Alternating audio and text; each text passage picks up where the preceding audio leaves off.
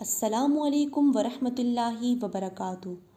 یقین، صبر اور دعا، یہ تین چیزیں وہ خزانے ہیں جن سے انسان اپنے نصیب کی راہوں کو روشن کرتا ہے۔ آج کی یہ ویڈیو ان لوگوں کے لیے ہے جو ٹوٹ چکے ہیں، جو تھک چکے ہیں، جن کے دل امید کھو چکے ہیں۔ لیکن یاد رکھیں، اللہ کی ذات کبھی تمہیں تنہا نہیں چھوڑتی۔ وہ تمہارے دل کے ہر احساس، ہر خواہش، ہر آنسو سے واقف ہے۔ مایوسی کب آتی ہے؟ جب انسان یہ بھول جاتا ہے کہ جس رب نے دل میں ایک دعا ڈالی ہے، وہ اس دعا کو پورا کرنے کی قدرت بھی رکھتا ہے۔ جب تم اپنے رب سے کسی کو مانگتے ہو تو وہ تمہیں صرف انتظار ہی نہیں دیتا، وہ تمہیں کچھ نشانیاں بھی دیتا ہے۔ ایسے لمحات، ایسے خواب، ایسے اتفاقات جن میں تمہیں اس کی طرف سے اشارہ ملتا ہے کہ وہ دعا رد نہیں کی گئی۔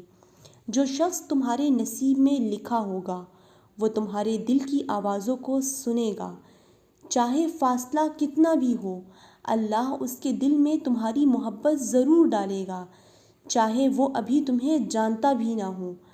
اور تمہیں اس کے لیے جو بے چینی محسوس ہوتی ہے، وہ تمہارا جذبہ نہیں بلکہ وہ تمہاری دعا کی ایک خاموش گواہی ہے۔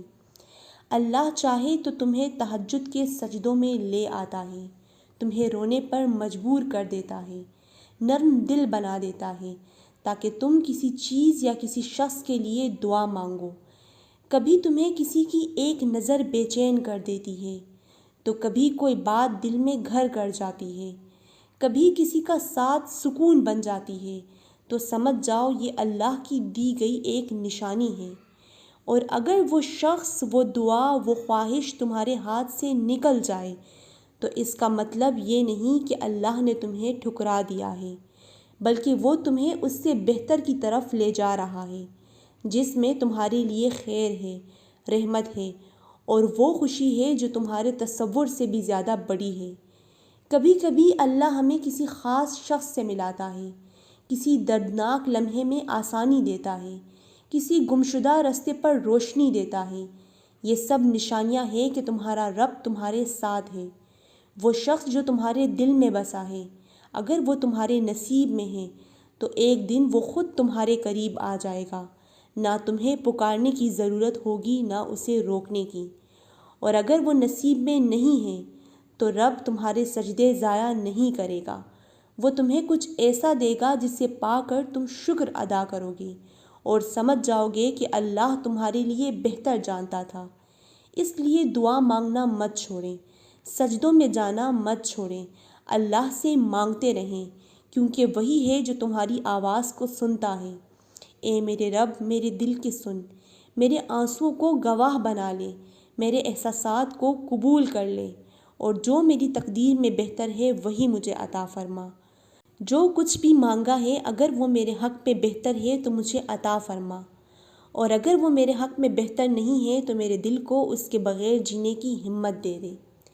اے میرے رب، مجھے اپنے فیصلے پر راضی رکھ، کیونکہ جو تو کرتا ہے وہی میرے حق میں بہترین ہوتا ہے۔ یہ جو دعا ہے یہ صرف الفاظ نہیں ہیں، یہ تمہارے رب سے تمہارا رشتہ ہے۔